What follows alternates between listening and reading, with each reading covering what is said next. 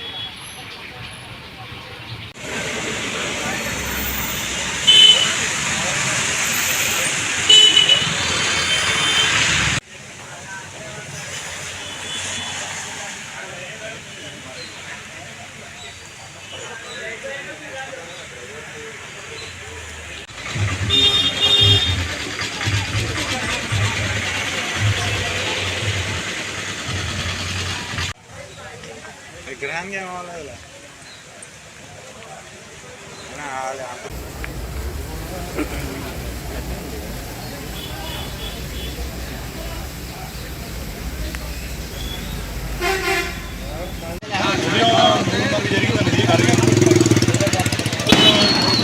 Driver నిద్ర వచ్చి అలా వచ్చాడు లోనికి రావడంతో అప్పుడు గట్టిగా కేకలు పడితే గుడికి కూడా కరెంట్ వచ్చింది. కరెంట్ రావడానికి నేను వచ్చాను. రావడంతో డ్రైవర్ని తీసి నాయకులు లోకల్ నాయకులు వచ్చారు. వచ్చి తీయడం జరిగింది. అంబులెన్స్ ఫోన్ చేసాం. అంబులెన్స్ ఫోన్ చేస్తే అంబులెన్స్ వచ్చి సెలైన్ ఎక్కించాడు డ్రైవర్కి. ఆ కాళ్ళు నలిగింది బాగా. అడిపాటి శాఖర్ గారు వచ్చాడు. వచ్చి ఆయన తీసి బయట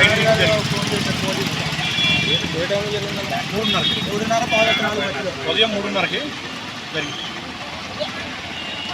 3:30 మధ్యలో డ్రైవర్ కేకలను పడినాను. కేకలను పడితే ఏంటని చూద్దామని వచ్చా. డ్రైవరు నిద్రమత్తులో గంగానమ్మ గుడి నుంచి తీసాడు.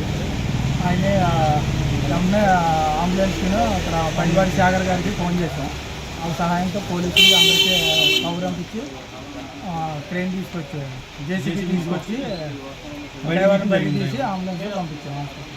మాదేపల్లి సెంటర్ గంగానమ్మ గుడి.